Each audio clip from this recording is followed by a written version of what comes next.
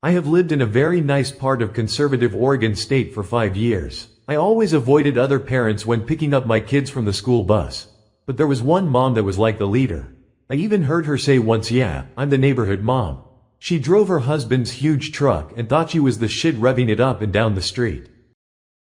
Thank you for the support I have received since I posted it yesterday. I've always been embarrassed by this story and the possibility of stress. I caused the family by trying to avoid confrontation, but to hear now that I wasn't in the wrong has been very stress relieving. I, 34F, have lived in a very nice part of conservative Oregon State for 5 years, and this is not an easy state to be accepted when you're a family of 4, M38, kids 10 M7F, from OC SoCal. It's like we have been transported to another planet. And shout out to parents, it's been awful dealing with the staring parents at the school bus stops. Oh my god, they stare at my style, hair and tattoos like I'm an alien. I refuse to wear leggings, so it's like they take that as a personal insult. I've always avoided the lot of them and kept a polite distance, get my kids and bail. But there was one mom that was like the leader. I even heard her say once, "Yeah, I'm the neighborhood mom." In case blah blah. She drove her husband's huge truck and thought she was the shit revving it up and down the street. Our apartment complex, all the families that wait at this stop live here, was within eyesight. It was so close. I walked every day to teach my kids to not be lazy and to not be afraid of the weather. I was the only parent that walked each day despite the weather.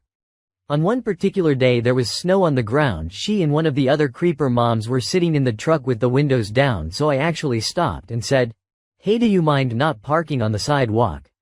It's hard to get by," completely calm, just a passing comment. She immediately responds with, "I drive a big truck. Deal with it."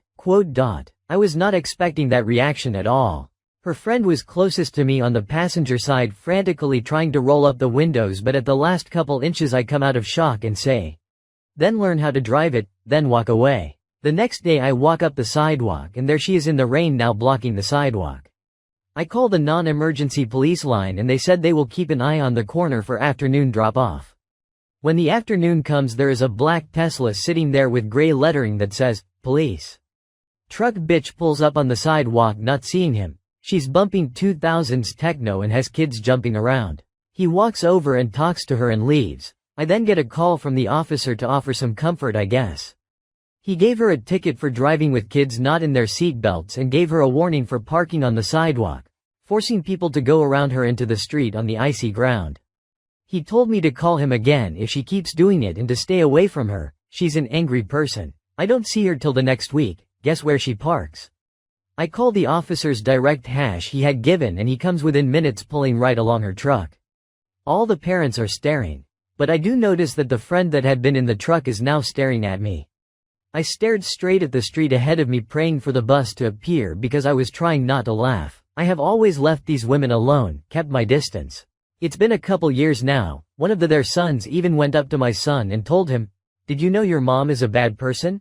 I never did anything, never approached the parents. I ignored it and used it as a lesson for my son. Now I found out how far her new tickets have added up to. She racked up $800 in tickets. She hasn't gone to the bus stop since. I eventually figured out she does still live here. I haven't seen her at the bus stop since the second cop interactions. I see her driving around. Now she drives an ugly little gold Honda. I'm the last person that wants to fuck with you. But if you won't stop, what can I do? Update the story of the truck. After the final ticket, she stopped showing up at the bus stop. But I eventually figured out that she still live here because she drives by every day in the morning and in the afternoon because her kids still go to the same school and she's on the same schedule. I see her on the same driving schedule and she stares at me over her shoulder, but I don't know how she could know I had any effect on the situation. This year 2025 I have seen her at school events with a new man, so I don't think the husband just took the truck away on timeout. I think the husband left her at some point and literally took the truck away with him. Add on, keep in mind that I did not call anybody to report her driving with kids hanging out of her truck or in the back of the truck. I only called to see if they would keep an eye on the bus stops because in the bad weather people were parked in the sidewalk. I didn't report her license plate or anybody specific, so the day that she rolled up with the kids all over the truck the cop went up to her on his own. And she argued with the cops, yelling that she does this all the time. The kids weren't even hers. She was doing carpool. The reason she was at the bus stop was to pick up her kids that take the bus with my kids.